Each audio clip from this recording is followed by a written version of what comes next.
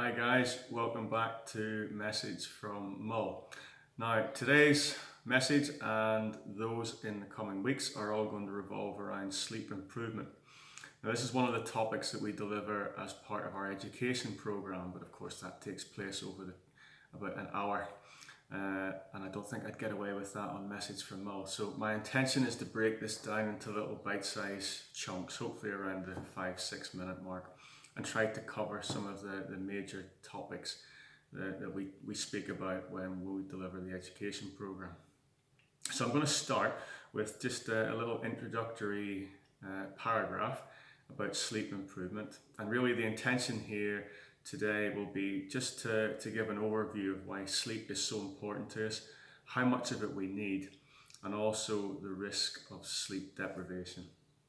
So, scientists have discovered a revolutionary new treatment that makes you live longer. It enhances your memory and it makes you more creative. It makes you more attractive. Imagine that. It keeps you slim and lowers your food cravings. It protects you from cancer and dementia. It wards off colds and the flu. It lowers your risk of heart attack and stroke, not to mention diabetes. You'll feel happier, less depressed, and less anxious. Any takers? Well, I think I'd have that. And these are the benefits of a good night's sleep, evidenced from over 17,000 scientific studies thus far. So this is an area of research that's starting to gather a lot of momentum. And I think that's a good thing, because certainly when I came through my training and when a lot of GPs went through their training, sleep deprivation and the benefits of sleep were rarely touched upon. Certainly I did nothing in my training. I would like to think that's going to change as younger fitness specialists are coming through, because really sleep is the bedrock of all other pillars of health. So pillars of health, we often think about your diet, nutrition, physical activity, and your lifestyle. But really, all of those are underpinned by a good night's sleep. If you think about it, if you have a bad day of activity, you still function okay the following day. If your diet goes wayward for a day, the following day you can still pick it up and function okay. And if your lifestyle has gone to pieces for a day or two, the following days you function okay. If you have one night with no sleep, if any of you can ever remember a time where you've had a particularly bad night's sleep, or you've pulled an all-nighter for some reason, the following day you're fairly useless actually. Your attention span is severely depleted, your focus and your reaction times are really compromised, and you feel pretty damn rotten as well. So sleep's obviously key to our survival, but how much of it do we need, and why sleep? Because we think about it, we're pretty vulnerable when we're asleep.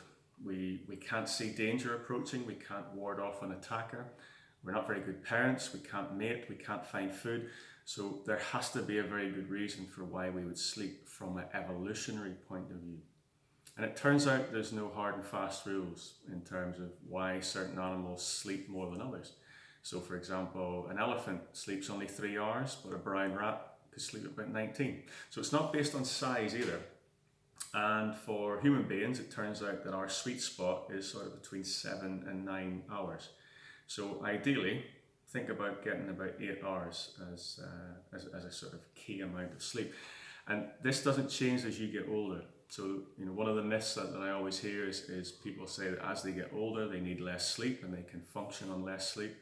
Well, yes, we can function, but it doesn't mean it's ideal, and it doesn't mean that there are some real underlying problems there if we're not getting enough sleep.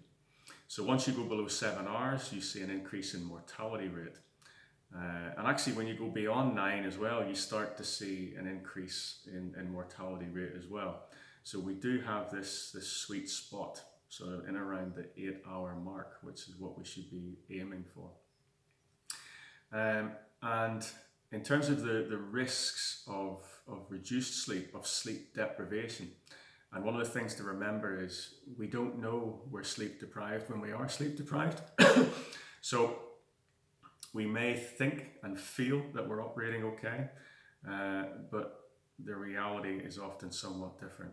So those that are getting maybe say 5-6 hours a night, over time we start to see increased health risks. And here's some of the health risks of long-term sleep deprivation.